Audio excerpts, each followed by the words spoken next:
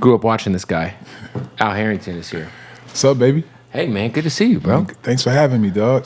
The Cannabis, I was just telling you off camera, but you're like one of the OG guys who really got into the weed game and like did it the right way. Right. You just celebrated 10 years? Almost 2 years ago now. That's crazy. Yeah, bro.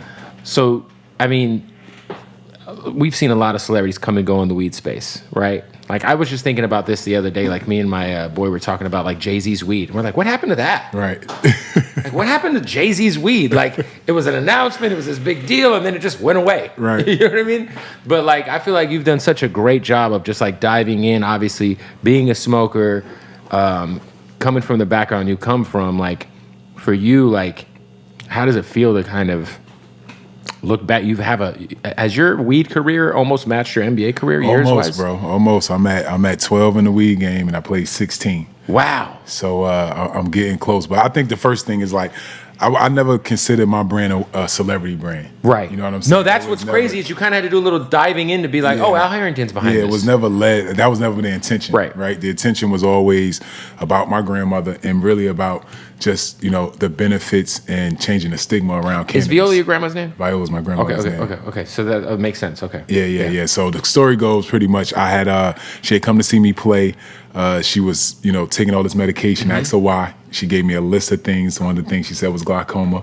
I told her about an article I was reading literally 2 days before she got there about how cannabis cured glaucoma patients. She asked me, what was cannabis? I said, marijuana weed. She laughed so hard. She was like, reefer? You trying to get me to smoke reefer? Want me to smoke that She's reefer? like, so reefer? And I was like, well, grandma, they said doctors. She like, no. The next day I come home from shoot around and she's complaining, saying how she can't see. So I said, look, just try it. This will be our secret. I won't tell nobody. This will be me and you. Just you and me, grandma. You know what I'm saying? I had my boy go to the dispensary, bought some Vietnam Kush, was a strain that we bought back. Had her try it. I took her downstairs. Where were you playing at the time? I was playing in Denver. Okay, so that Denver was where it was just at. getting going. You know what I'm saying? So took her downstairs. I went and took my nap. Hour and a half later, I had smoked weed at one time in my life, and it was in Phoenix. Okay. And I was so paranoid that night. I was like, I'll never smoke weed again. Dead ass. I'm like, fuck weed. I don't know why y'all smoke this shit type thing.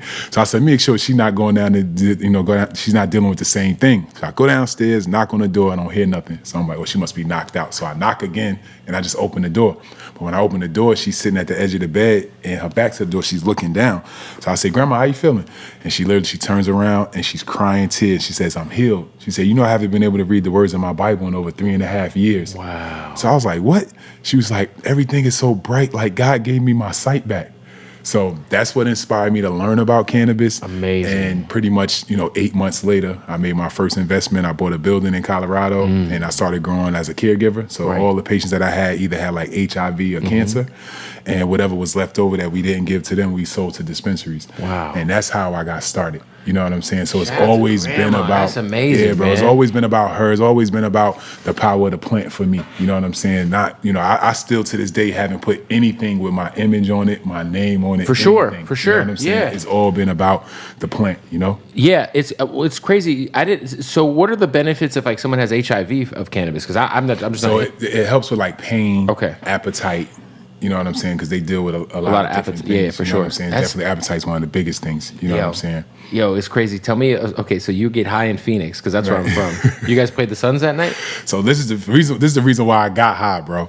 So I'm playing for Golden State. Okay. So the year before we were the We Believe team. Yep. We had knocked off Dallas, right? So the next year we come back better. We really think we're gonna win a championship that year, right? So things that happened throughout that season, like we had an opportunity to trade for Kevin Garnett, right? And they did not fucking make. Who were they going to trade for Katie? Or for the kid, Brandon, the kid that we drafted from North Carolina. They wanted like a draft pick. They wanted like young players for him, right? So we was going to trade all these players for him. They were going to trade. We end up. Wait, the Warriors said no? The Warriors said no, bro. Oh, Jesus. So we end up bringing in Chris Webber. Okay, right? Chris Webber comes in, but at this point, Chris was a shell of himself. Sure. Big shout out to the OG. Injured. Love his game. The injuries done. Really cooked him at the end. Bro, he ends up playing like 12 games for us, right? And out of those 12 games, we end up winning like four out of the 12 games. So come down to the end of the season, we need to win all the games to make the playoffs, right? So last game of the season, All we had to do was beat Phoenix. We knew we was going to beat Phoenix because we had Monte Ellis, who he averaged 40, but he averaged 40 on Steve Nash. It was literally like, give him the ball and let him bust Steve Nash. Yeah, Steve was not the greatest defensive player. Like literally, that's how we beat them Yeah. every game that year. Just gave Monte the ball and let him Just go to let work. him do what he does. So we knew we were going to win. Yeah. You know what I'm saying?